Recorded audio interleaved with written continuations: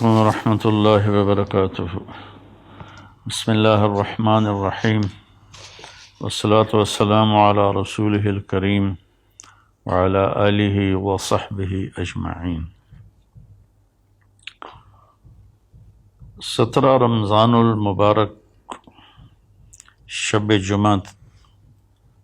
جمعہ تھی، اور زمانہ تھا حضرت علی رضی اللہ تعالی عنہ۔ آپ کی خلافت کو 5 سال کے قریب ہونے والے تھے، 4 سال 9 ماہ ہے۔ تو آپ گھر سے نکلے تو آپ نماز کے لیے اٹھاتے تھے لوگوں کو، الصلاۃ الصلاۃ الصلاۃ۔ جب مسجد کے دروازے میں داخل ہوئے تو وہاں خارجی عبد الرحمن بن ملجم چھپا ہوا تھا۔ اس نے آپ پر سیدھا وار کیا، جو ایسے پیشانی کو چیرتا ہوا سر میں اتر گیا، اور آپ کی داڑھی خون سے بھر گئی۔ تو میں قربان جاؤں اہل بیت کے اخلاق۔ لوگوں نے جب اسے پکڑ لیا تو آپ نے فرمایا کہ احسنوا نزلہ، یہ مہمان ہے، اس کا اچھی طرح اکرام کرو، اور اکرموا نزلہ واحسنوا مثواہ، کہ اس کا اکرام کرو، اسے اچھا کھانا کھلاؤ، اور اس کو اچھا بستر دو نرم، اور میں زندہ رہا تو میں خود فیصلہ کروں گا کہ میں نے اسے چھوڑنا ہے، معاف کرنا ہے، یا قتل کرنا ہے۔ اور اگر میں شہید ہو گیا تو میرے بعد تمہیں اجازت ہے، چاہو تو معاف کر دو تو اچھی بات ہے، ساتھ یہ بھی فرمائے، اور چاہو تو قتل کرو۔ پھر قتل اس طرح نہ کرنا کہ اس کے ناک کاٹو، کان کاٹو، زبان کاٹو، ہاتھ کاٹو، پاؤں۔ اقتلوہ قتلتی، جیسے اس نے مجھے قتل کیا، میرے سر پہ تلوار ماری، تم بھی ایک تلوار مار کے اس کا کام تمام کر دینا۔ یہ اس کے بارے میں وصیت ہو رہی ہے جو جان لے گیا۔ حضرت زینب رضی اللہ تعالیٰ عنہ علیہ السلام، ان کو اپنے والد کے علم سے فصاحت ملی، جو فصاحت میں ان کا کوئی ثانی نہیں ہے، جتنی کو مشہور خواتین سامنے آئی ہیں یا پڑھی ہیں۔ حضرت زینب رضی اللہ عنہ علیہ السلام جیسا کوئی خطابت میں نہیں تھا عورتوں میں۔ تو وہ روتی ہوئی آئیں تو وہ امیر المومنین، ہائے امیر المومنین، تو وہ کم بخت کہنے لگا میں نے امیر المومنین کو نہیں مارا، میں نے علی کو مارا ہے۔ پھر وہ تسلی کے لیے اپنے باپ کو تسلی دینے لگیں تو پھر وہ بولا جتنی مرضی تسلیاں دے لو، یہ نہیں بچے گا، اس تلوار کو 1 مہینہ میں نے زہر میں ڈبو کے رکھا ہے، اس کا ایک ہی وار سارے جسم میں زہر کو پھیلا دیتا ہے۔ یہ سب کچھ سننے کے بعد حضرت علی فرماتے ہیں احسنوا نزلہ واکرموا مثواہ، کہ اس کی مہمان نوازی اچھی طرح کرو، اور اس کی رہائش کے لیے اچھا انتظام کرو، اچھا بستر بچھاؤ۔ آپ اندازہ لگائیں کہ کہاں تک اخلاق پہنچے ہوئے ہیں۔ ہم اختلاف رائے کرتے ہیں تو ایک دوسرے کو گالیاں دینے لگ جاتے ہیں، اور یہاں یہ ہو رہا ہے کہ وہ قاتل ہے اور آپ اس کے لیے فرما رہے ہیں اکرام کرو، کھانا کھلاؤ، پانی پلاؤ۔ میں زندہ رہا تو دیکھ لوں گا کیا کرنا ہے، میں شہید ہو گیا تو میری پہلی گزارش ہے کہ اسے معاف کر دینا، اور دوسری یہ ہے کہ مارنا ہو تو پھر بس ایک وار سے اس کی گردن اڑا دینا۔ یہ میں نے آپ کی وفات کا، شہادت کا واقعہ پہلے سنایا۔ اب اس میں کچھ اختلاف ہے تاریخی، جو گلدستہ اہل بیت ہم نے اللہ کے فضل سے کوشش کر کے تیار کی، اس میں 17 رمضان جمعہ کی صبح آپ کو سر میں زخم لگا، اور 2 دن کے بعد یعنی ہفتہ اور اتوار آپ شدت زخم کتاب نہ لاتے ہوئے آپ نے اتوار کی رات کو جام شہادت نوش کیا، اور پھر پیر کے دن آپ کی تدفین ہوئی، اور آپ کا جنازہ حضرت امام حسن رضی اللہ تعالیٰ عنہ نے پڑھایا، اور آپ کو وہیں دار الامیر المومنین میں دفن کیا گیا۔ یہ تو مختصر آپ کی شہادت کا قصہ ہے۔ یہ سازش کیسے بنی؟ جنگ نہروان ہوئی خارجیوں کے ساتھ آپ کی، تو 3 خارجی، ایک یہ عبد الرحمن بن عوف، ایک مبرک بن عبداللہ التمیمی، اور ایک عامر بن بکر التمیمی، یہ 3 اکٹھے ہوئے کہ نہروان میں جو ہمارے ساتھی قتل ہوئے ان کے بعد تو زندگی کا کوئی مزہ ہی نہیں ہے، اور یہ سارا فساد جو پھیلا ہوا ہے کیوں نہ اس کا کوئی تدارک کریں۔ تو ایک نے ابن ملجم نے کہا میں علی کو قتل کروں گا، مبرک بن عبداللہ نے کہا میں معاویہ کو قتل کروں گا، اور عمرو بن بکر نے کہا کہ میں عامر بن عاص کو قتل کروں گا، رضی اللہ تعالیٰ عنہم ورضوا عنہ۔ تو باقی 2 کی زندگی لکھی ہوئی تھی، ایک ہی رات سب نے طے کی تھی، 17 رمضان کی صبح۔ تو اس دن عمر بن عاص رضی اللہ تعالیٰ عنہ بیمار تھے، نماز پڑھانے نہیں آئے، تو ان کی جگہ جو آئے وہ مارے گئے، اور معاویہ رضی اللہ تعالیٰ عنہ پر اس نے وار کیا، تو آپ تھوڑا سا اپنی بیداری میں تھے، دائیں بائیں دیکھتے ہوئے، تو آپ نے اس کے وار کو خطا کر دیا، لیکن کمر مبارک پر تلوار کا زخم لگا، چونکہ تلوار زہر، تینوں کی تلواریں زہر آلود تھیں، تو ان کو زخم تو بہت بڑا لگا، لیکن آہستہ آہستہ اللہ تعالیٰ نے ان کو شفا دے دی اور وہ محفوظ ہوئے۔ تو اس میں عبد الرحمن بن ملجم یہ ہے، یہ جب کوفے آیا تو کوفہ میں خارجی عورت دیکھی تو اس پہ یہ عاشق ہو گیا، اس سے کہا مجھ سے شادی کرو۔ اس نے کہا میری ایک شرط ہے کہ علی کو قتل کرو۔ وہ کہنے لگا میں تو آیا ہی اس کام سے ہوں، لیکن تو پہلے مجھ سے شادی کر لے۔ تو اس نے اس سے شادی کر لی، اور اس کے بعد وہ اپنی اسکیم بناتا رہا۔ حضرت علی رضی اللہ تعالیٰ عنہ کو ان کے ساتھیوں نے کہا یا رسول اللہ کہ یا امیر المومنین، عبد الرحمن بن ملجم آیا ہوا ہے کہ اس کی نیت اچھی نہیں لگتی، تو اجازت ہو تو ہم آپ کا پہرا دیں، آپ اس کو پکڑ لیں۔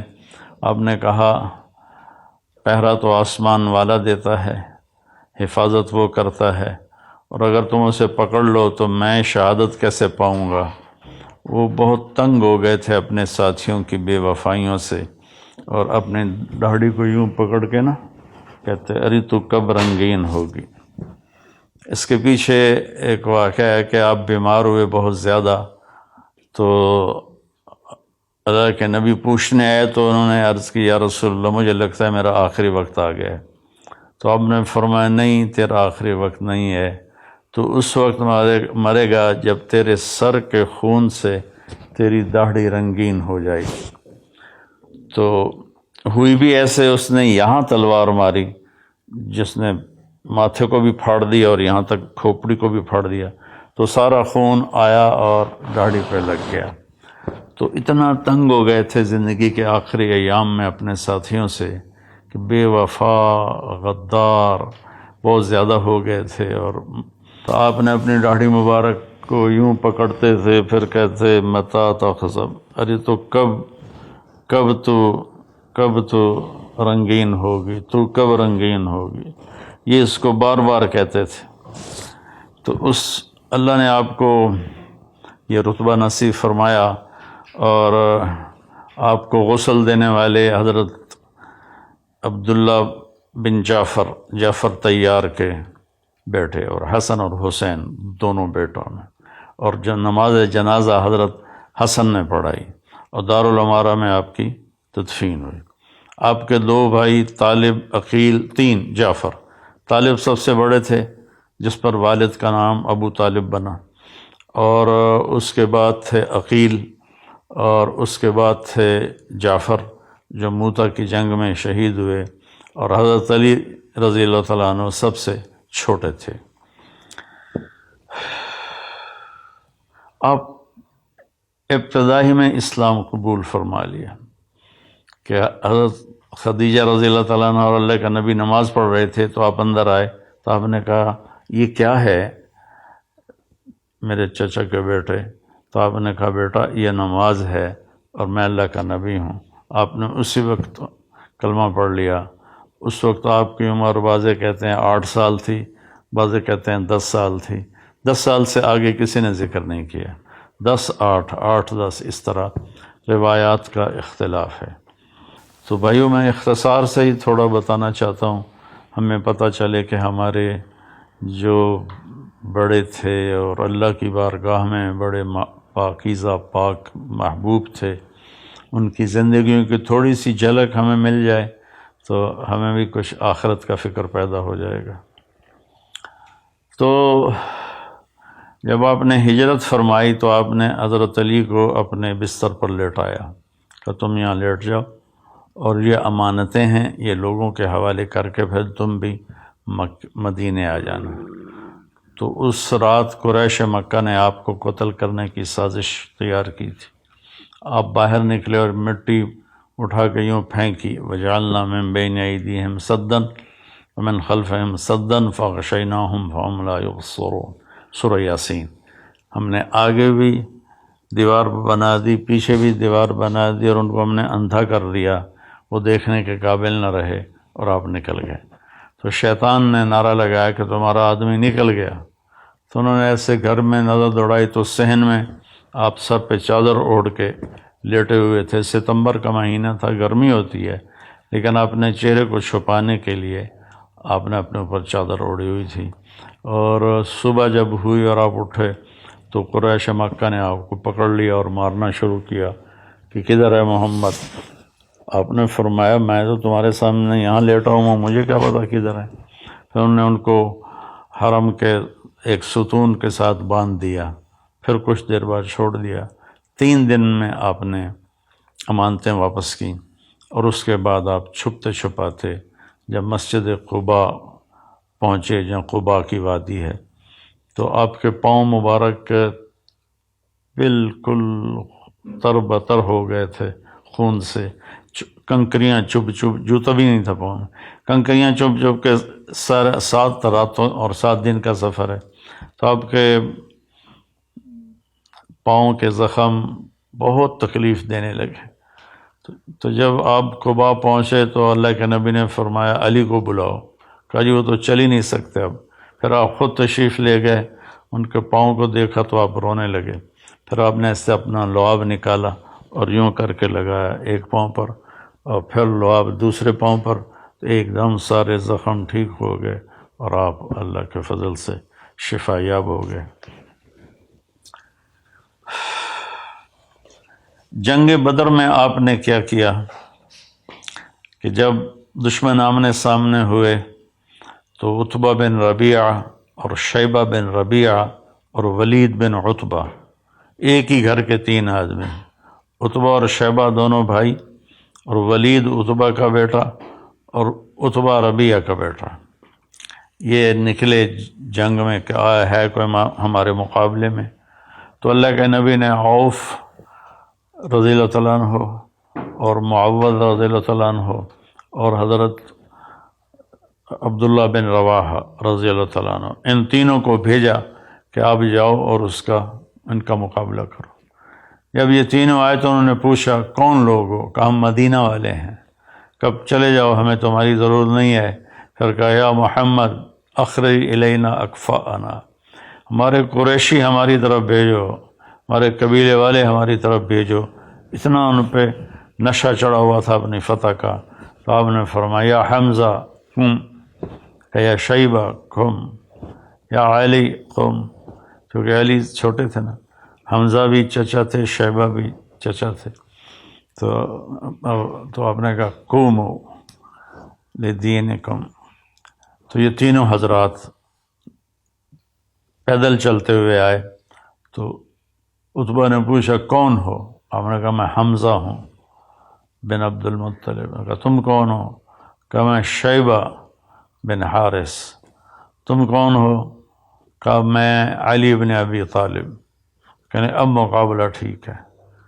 تو تینوں نے ایک دوسرے پر وار کیے، تو پہلے ہی وار میں حضرت علی نے ولید کو قتل کر دیا، حضرت حمزہ نے عتبہ کو قتل کر دیا۔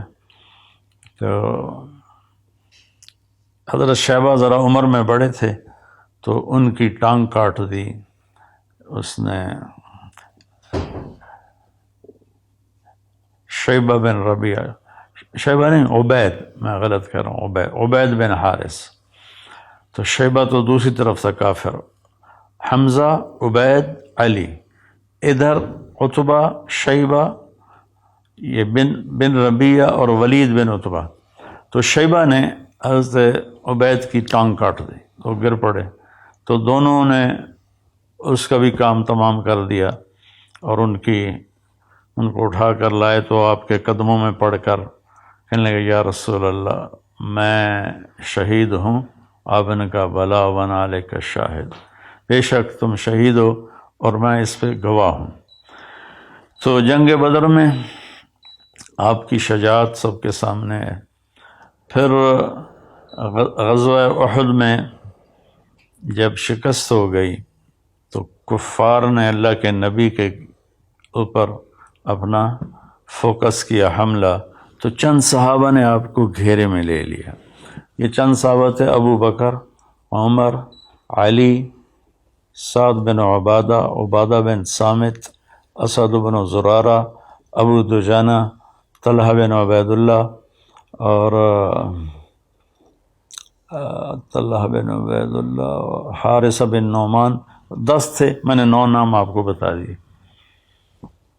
انہوں نے آپ کو گھیرے میں لے لیا۔ ہاں، سعد بن ابی وقاص 10 میں تھے، سعد بن ابی وقاص، تو آپ کو گھیرے میں لے لیا، اور ہر آنے والے تیر کو روک رہے تھے، نیزے کے وار سب روک رہے تھے۔ تو عتبہ بن ابی وقاص، یہ حضرت سعد بن ابی وقاص کا بھائی تھا، اس نے ایک پتھر اٹھایا، اور صحابہ کی نظریں تھیں تیر، تلوار اور نیزے پر، ان کی نظر پتھر پہ گئی نہیں، تو اس نے زور سے پتھر پھینکا، جو آپ کے یہاں لگا، تب سیدھے یوں گرے ایسے، اور سارا چہرہ خون سے تر ہو گیا، دانت ٹوٹ گئے۔ تو یہ سارے 10 رونے لگے کہ اللہ کے نبی شہید ہو گئے۔ تھوڑی دیر کے بعد آپ کو ہوش آیا، تو انہوں نے عرض کیا یا رسول اللہ آپ تو ان کے لیے بد دعا کر دیں۔ تو آپ نے فرمایا اللہم اغفر لقومی فإنہم لا یعلمون، اے اللہ میری قوم کو معاف کر دے، یہ مجھے جانتے نہیں ہیں۔ تو میں اپنے سارے بھائی بہنوں سے کہتا ہوں کہ وہ آپ کے قتل تک پہنچے ہوئے تھے، اور آپ نے کہا یا اللہ ان کو معاف کر دے۔ ہم چھوٹی چھوٹی باتوں پر آپس میں لڑ کے ایک دوسرے کے اوپر ایسی گالیاں اور الزام اور تہمتیں، اللہ تعالی ہمیں اخلاق دے۔